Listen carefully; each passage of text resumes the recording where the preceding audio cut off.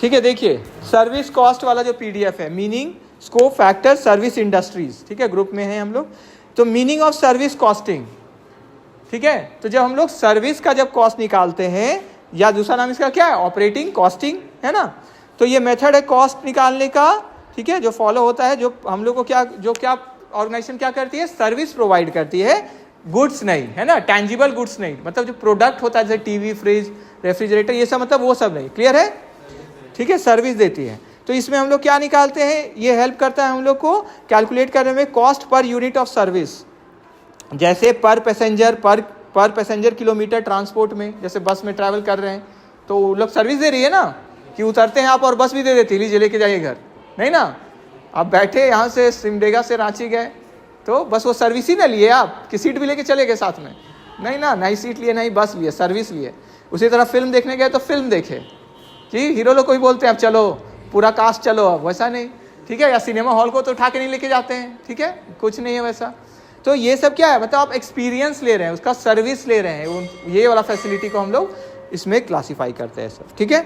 तो देखिए जैसे कैंटीन में खा रहे हैं तो पर मील इन अ कैंटीन, इस हिसाब से हम लोग क्या निकालते हैं, कॉस्ट निकालते हैं, ठीक है, ठीक है। तो हॉस्पिटल में तो पर bed day in a hospital, educational जैसे कॉलेज में है तो पर स्टूडेंट, ठीक है, मतलब इस यूनिट में हम लोग कॉस्ट निकालने का कोशिश करते हैं। फिर देखिए तो एम क्या है, इससे कॉस्ट कंट्रोल करें, फिक्स कर दे सर्विस चार्ज को और इवैल्यूएट करें हम लोग, मतलब देखें क्या एफिशिएंसी के साथ हम लोग काम कर रहे हैं, ठीक है, कितना अच्छा से काम कर रहे हैं, है ना।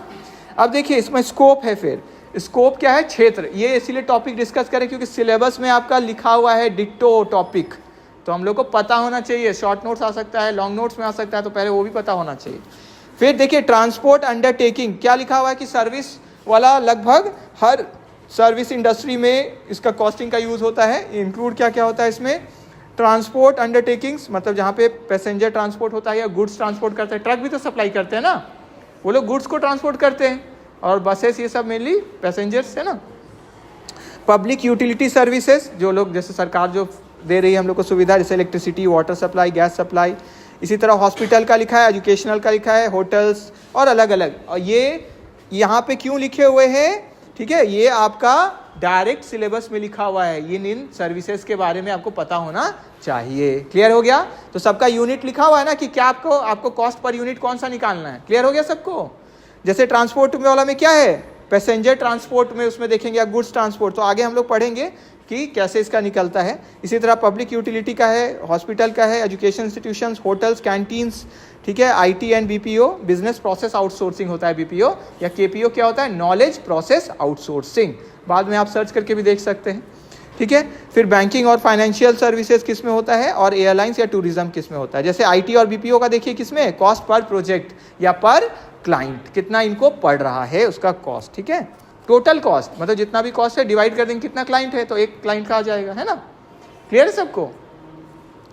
फिर तो ये इसका स्कोप बड़ा है, ठीक है। फिर देखिए फैक्टर्स, क्या क्या फैक्टर को हम लोग कंसीडर करते हैं सर्विस कॉस्ट के लिए, ठीक है। तो नेचर ऑफ सर्विस, कि ये ट्रांसपोर्ट वाला बिजनेस है, इनका मतलब सर्विस प्रोवाइड कर रहे हैं, या हॉस्पिटल, एजुकेशन है, होटल है, क्या है। इसी तरह यूनिट ऑफ कॉस्ट, ठीक है, ये सिलेबस वाला पार्ट है, ठीक है। तो जैसे पर पैसेंजर किलोमीटर, पर मील, पर डे, पर बेड डे, पर मील, इस तरह अलग है। फिर फिक्स्ड है कि वेरिएबल कॉस्ट है, किस तरह का कॉस्ट है ना। फिर कैपेसिटी, कितना आप यूज़ कर रहे हैं, ठीक है, फिक्स कॉस्ट और कॉस्ट, ठीक है, कितना यूज़ कर, जितना ज़्यादा आप करेंगे उतना क्या होगा, कम होते जाएगा फिक्स कॉस्ट हर एक यूनिट के लिए, है ना, बोल सकते हैं ना हम लोग, ठीक है।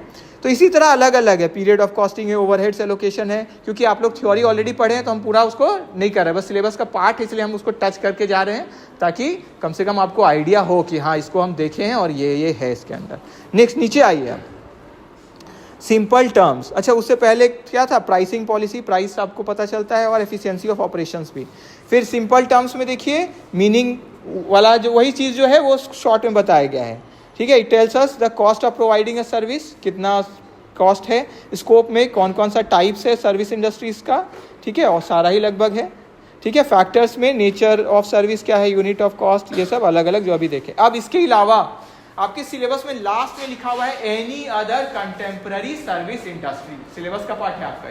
तो इसीलिए देखिए हम ये क्या किए हैं, उसको हाईलाइट कर दिए पीला से, कि ऊपर जो अभी हम लोग पढ़े, कितना पढ़े थे, 8 था ना, एयरलाइंस तक देखिए था ना, एयरलाइंस तक, उसके बाद वाला पार्ट और सब क्या क्या है। तो आपका आ सकता है क्वेश्चन कि कोई कंटेम्प्रेरी सर्विस वाला लिखिए, तो आप ऊपर का भी 8 लिख सकते हैं और फिर मेन जो अभी अभी वाले हैं वो ये है। क्लियर हो गया? तो इसका नाम दे देंगे, जैसे बैंकिंग एंड फाइनेंशियल सर्विसेज है, इसमें कॉस्ट पर ट्रांजैक्शन को लेके हम लोग निकालते हैं, इंश्योरेंस वाला है, ठीक है। उसी तरह टेलीकम्युनिकेशन सर्विसेज है, एयरलाइंस है, लॉजिस्टिक्स है और कुरियर सर्विसेज, इसमें कॉस्ट पर पार्सल डिलीवर्ड या पर किलोमीटर के हिसाब से हम लोग निकाल लेते हैं, ठीक है। तो बीपीओ केपीओ ये सब, टूरिज्म कुछ कुछ रिपीट भी हुआ है तो उसको इग्नोर कर दीजिएगा जो रिपीट हुआ है। क्लियर हो गया? ठीक है। हेल्थ केयर, डायग्नोस्टिक्स, लैब्स ये सब है, ठीक है। तो ये हो गया हमारा, ठीक है। नेक्स्ट में आइए।